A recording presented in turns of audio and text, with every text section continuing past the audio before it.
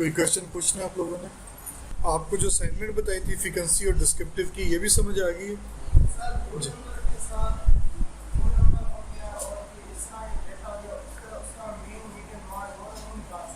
हाँ जी, वो नहीं निकाल सकते।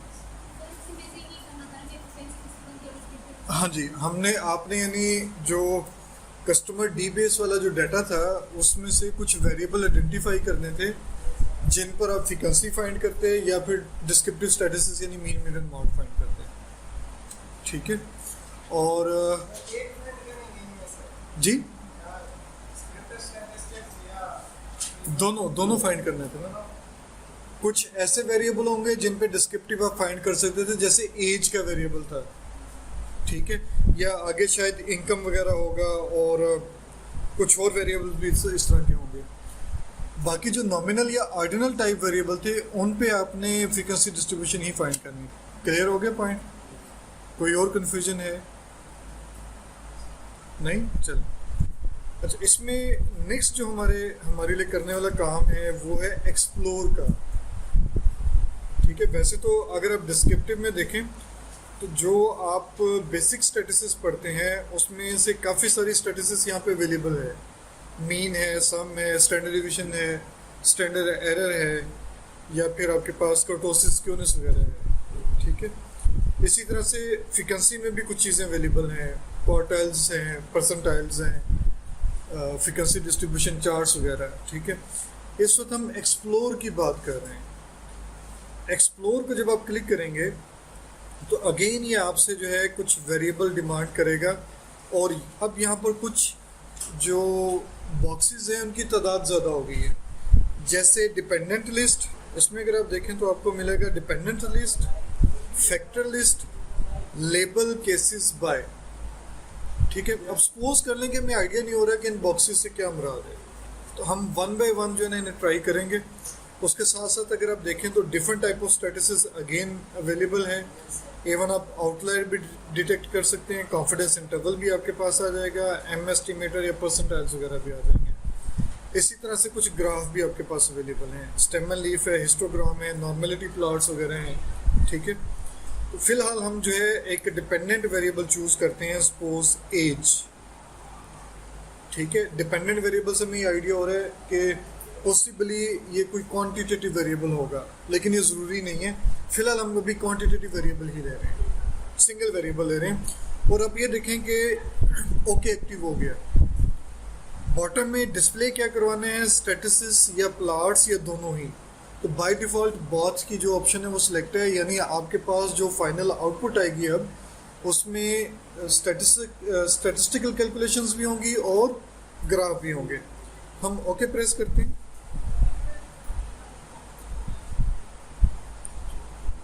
इसमें देखिएगा पहले आमतौर पर एक समरी स्टैटिस्टिक्स आपके पास आ जाती है जिसमें आपको बताया जाता है कि आपके पास वैलिड ऑब्जर्वेशन और मिसिंग ऑब्जर्वेशन कितनी है। स्टैटिस्टिकली तो हमारे लिए इतना इंपॉर्टेंट नहीं है। इसके बाद डिस्क्रिप्टिव है।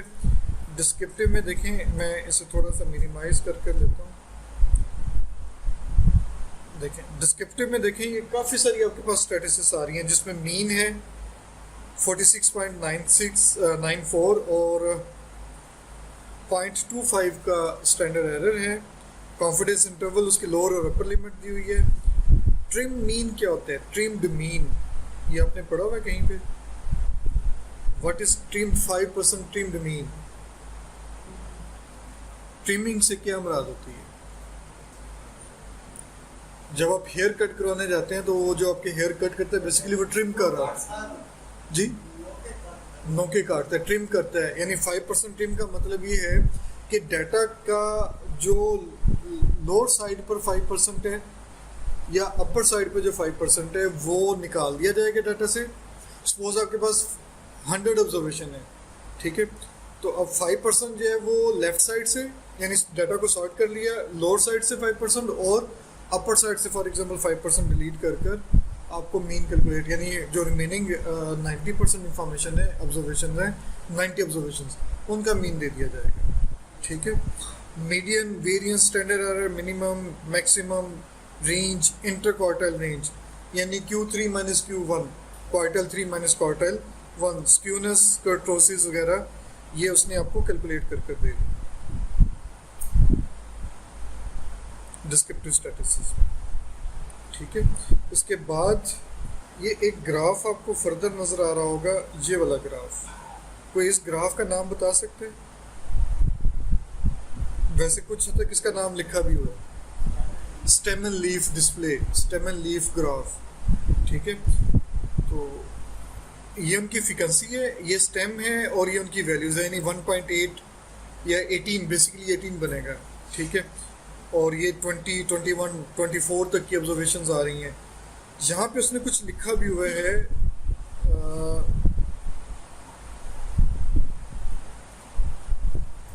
यहाँ पे उसने कोई अनडिफाइंड एरर शो की है, कोई पर्टिकुलर फाइल जो वो ओपन नहीं हो रही, तो इस वजह से स्टेम एंड लीफ कंप्लीट नहीं है हमारे पास, यानी ये 5000 ऑब्जर्वेशंस नहीं है। अच्छा, उसके बाद आए तो ये आपके पास बॉक्स प्लॉट है। ठीक है, मैं इसे थोड़ा सा मज़ीद चेंज करता हूँ, बॉक्स प्लॉट से अगर आपको आइडिया होगा। एनालाइज, डिस्क्रिप्टिव, एक्सप्लोर और स्टैटिस्टिक्स में हम यहाँ पे आउटलायर के ऑप्शन ले लेते हैं, और ऐसा हमने चेंज नहीं किया। अच्छा,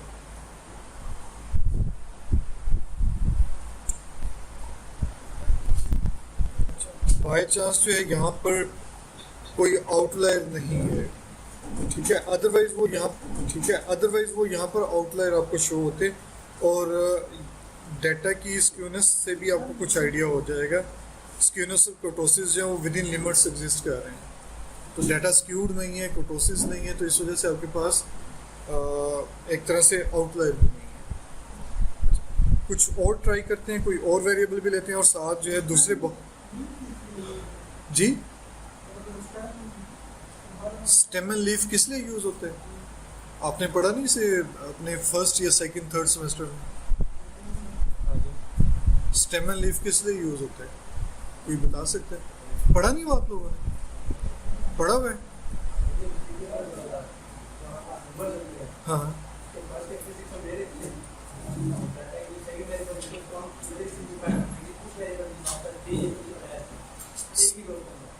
नहीं, स्टेम एंड लीफ का जो बुनियादी ऑब्जेक्टिव है, नंबर 1 ऑब्जर्वेशन को अरेंज करना, सॉर्ट आउट करना। यानी स्टेम एंड लीफ का जो बेसिक कंसेप्ट है वो ट्री के साथ है।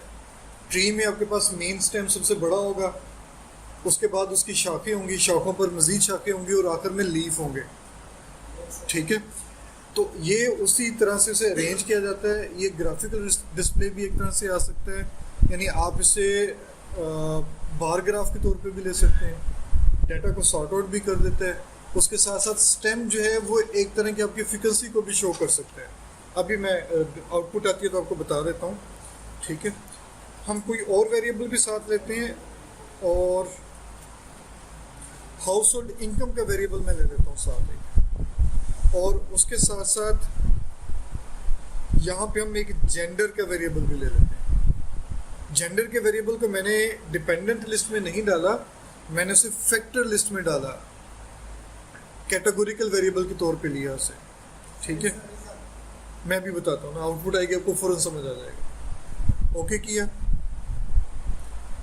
अब ये पुरानी आउटपुट है, नई आउटपुट अभी जनरेट हो रही है। पुरानी आउटपुट को हम अगर डिलीट करते हैं जी, ये अब आपके पास करंट आउटपुट है। देखें, प्रोसेसिंग समरी आ गई आपके पास, एज इन ईयर्स, मेल और फीमेल, मेल कितने और फीमेल कितने हैं। यानी अब क्या हुआ, अब SPSS ने पहले जो 5000 कस्टमर के लिए इंफॉर्मेशन दे रहा था, अब वो 5000 के लिए नहीं दे रहा, बल्कि फैक्टर को कंसिडर करके दे रहा है। फैक्टर में क्या कंसिडर कर रहा है? जेंडर, यानी अब वो मेल को अलहदा काउंट कर रहा है और फीमेल को अलहदा काउंट कर रहा है। मेल पे अलहदा कैलकुलेशन है और फीमेल पे अलहदा कैलकुलेशन है। दोनों कैलकुलेशन जो है वो आपको परफॉर्म करके दे रहा है। अब ये देख लें यहाँ पर एज इन ईयर्स, मेल की कैलकुलेशन है सारी ये। इससे पहले आपके पास ओवरऑल आ रही थी 5000 ऑब्जर्वेशंस पर। इस तरह से देखें, नेक्स्ट फीमेल के पॉइंट ऑफ व्यू से आपके पास कैलकुलेशंस आ रही हैं। और फर्दर अगर आप मूव करें तो ये हाउस होल्ड इनकम के पॉइंट ऑफ व्यू से मेल और फीमेल पर आ गया। और फिर एक्सट्रीम वैल्यूज़ आ गया, वो वैल्यूज़ जो रिलेटिवली वेरी वेरी लार्ज हैं या वेरी वेरी स्मॉल हैं।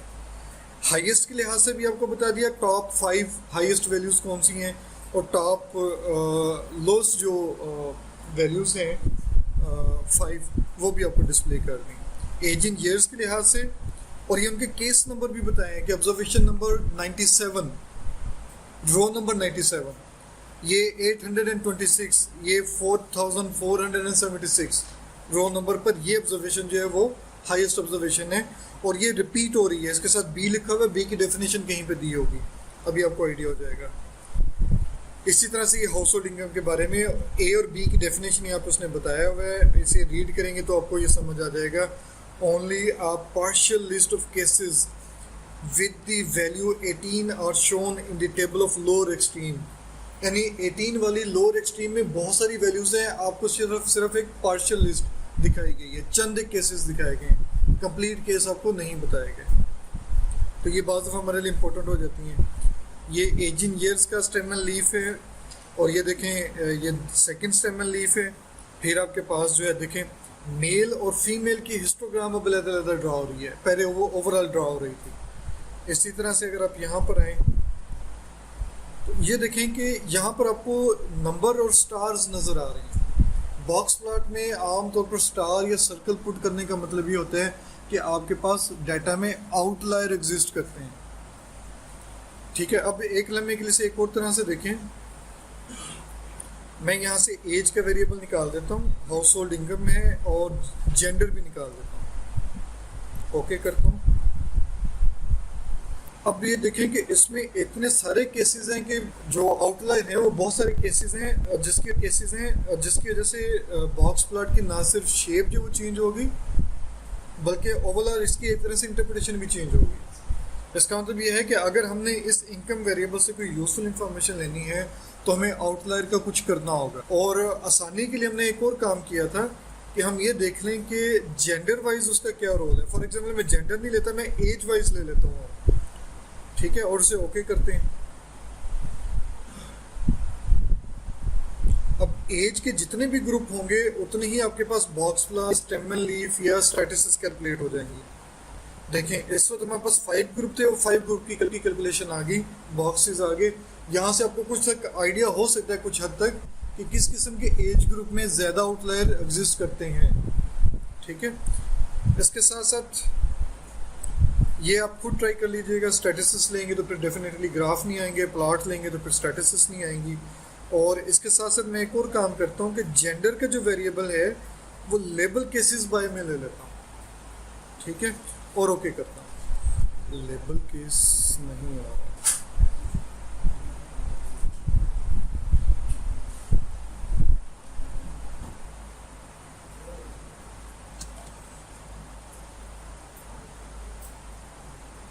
अच्छा छोटी सॉरी, ये आपने एक चीज़ ऑब्जर्व की होगी, देखिए यहाँ पर अब जो केसेस नज़र आ रहे हैं आपको, उसमें ऑब्जर्वेशन की बजाय ना जेंडर वेरिएबल के लेबल्स नज़र आ रहे हैं, यानी मेल और फीमेल।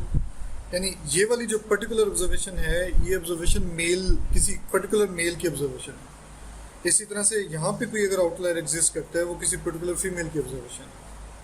यानी अगर आप ये चाहते हैं कि आपके पास, अब देखें लार्ज डाटा के लिए तो ये प्रॉब्लम आ जाएगी कि आप आसानी से आइडेंटिफाई नहीं कर सकेंगे, लेकिन अगर स्मॉल डाटा है तो उसमें आप ये आइडिया ले सकते हैं कि कौन सा आउटलायर किस कैटेगरी या ग्रुप से है। ठीक है, तो इसमें मेल में भी आउटलायर एग्जिस्ट करते हैं और फीमेल। फर्दर हम स्टैटिस्टिक्स में देखें तो ये प्लॉट्स में हिस्टोग्राम, नॉर्मेलिटी टेस्ट, और सपोज ये हम ट्राई करते हैं। ये देखिए, ये नॉर्मेलिटी टेस्ट के लिए ग्राफिकल रिप्रेजेंटेशन है क्यू प्लॉट की। अगर आपका डाटा इस स्ट्रेट लाइन के साथ साथ होगा, इसके करीब करीब वैल्यूज होंगी, ऑब्जर्वेशंस होंगी, देन इसका मतलब है कि आपका डाटा नॉर्मल डिस्ट्रीब्यूशन को फॉलो करता है। अब ये जो कर्व आपको नज़र आ रही है, ये इस कर्व के मुताबिक, ये डाटा इस लाइन के मुताबिक नहीं आ रहा, तो इसका मतलब है कि आपका जो डाटा है हाउस होल्ड इनकम के हवाले से ये नॉर्मल नहीं है। ठीक है, तो नॉर्मेलिटी टेस्ट जो है आप बड़ी आसानी से यहाँ ग्राफिकली कर सकते हैं। इसी तरह से ये भी आपके पास जो है वो क्यू क्यू प्लाट है, डिट्रेंडेड क्यू क्यू प्लाट है, ये भी शो कर रहा है कि आपके पास डाटा जो है वो नॉर्मल नहीं है। इसी तरह से हिस्टोग्राम भी ड्रॉ हुई होगी।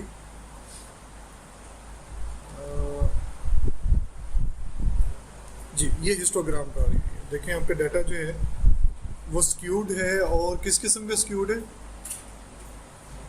नेगेटिव या पॉजिटिव? नेगेटिव, हाँ जी।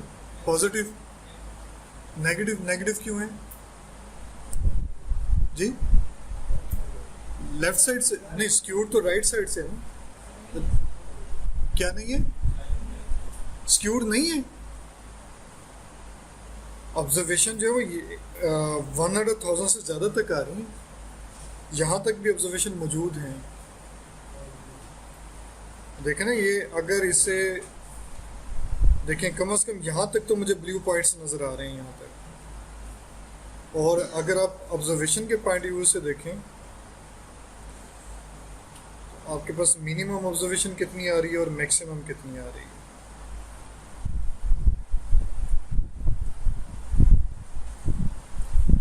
इसे क्लोज करके दोबारा ट्राई करता हूँ। देखें ना, मिनिमम वैल्यू 9 है और मैक्सिमम वैल्यू 1073 है। यानी एक ऐसा पर्सन है जिसकी इनकम 9000 है। 9 का मतलब 9000, क्योंकि उसने मेजरमेंट यूनिट बताया हुआ है, house hold income in thousands.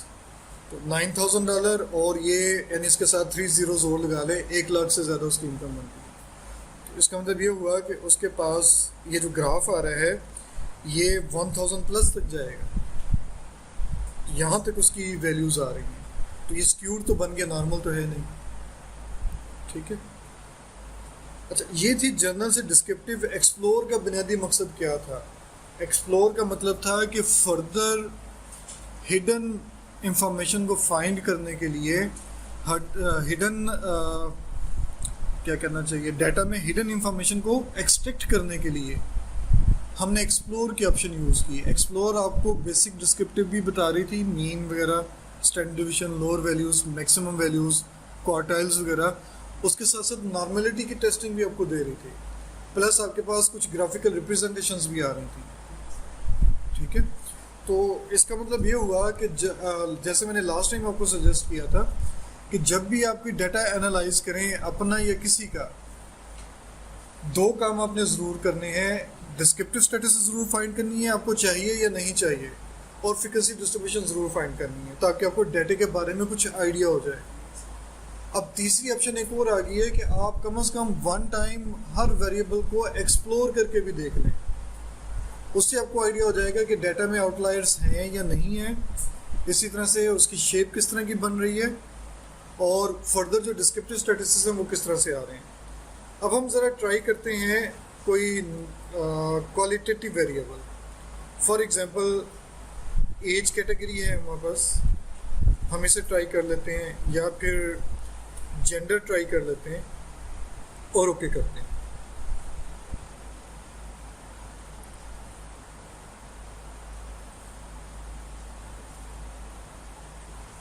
यहाँ बॉटम पे अगर आप देखें तो रनिंग एग्जामिन जो है वो आ रहा है, यानी इस वक्त जो है वो कैलकुलेशन हो रही हैं। जब कैलकुलेशन हो जाएंगी तो यहाँ पे लिखा होगा IBM प्रोसेसर इज़ रेडी। ठीक है, अच्छा अब ये आपके पास देखें एज कैटेगरी की कैलकुलेशंस आ गई और उसके बाद जेंडर की आ गई।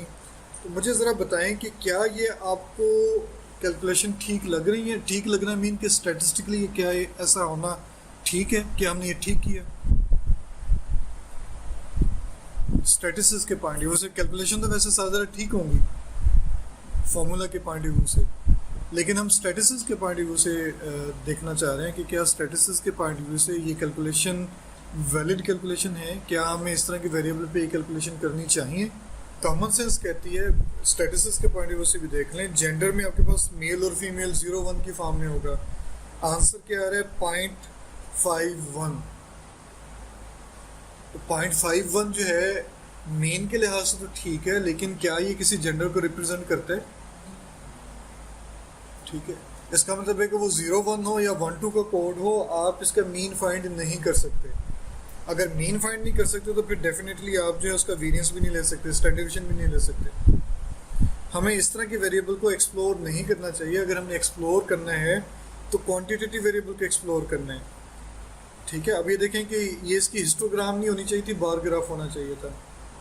फिर फर्दर अगर आप देखें, ये उसकी स्टेम एंड लीफ से अंदाज़ा लगा लें। ठीक है, ये प्रॉपर स्टेम एंड लीफ नहीं है। नॉर्मलिटी डेफिनेटली ज़्यादा है कि हम इस तरह के वेरिएबल की चेक नहीं कर सकते। तो जो कैटेगोरिकल टाइप वेरिएबल हैं उन्हें आप इस तरह से एक्सप्लोर नहीं करेंगे। अब ये जेंडर की ऑब्जर्व वैल्यू, सारी की सारी वैल्यू सिंगल बार बना हुआ है। तो आप जब भी एक्सप्लोर करेंगे तो क्वांटिटेटिव वेरिएबल को एक्सप्लोर करेंगे, क्योंकि क्वांटिटेटिव वेरिएबल पे हम आमतौर पे इस तरह से टची होते हैं कि उसकी जो डिस्ट्रीब्यूशन है वो कोई नॉन डिस्ट्रीब्यूशन हो या कम से कम नॉर्मल हो। अगर नॉर्मल होगी तो हमें ज़्यादा आसानी हो जाएगी।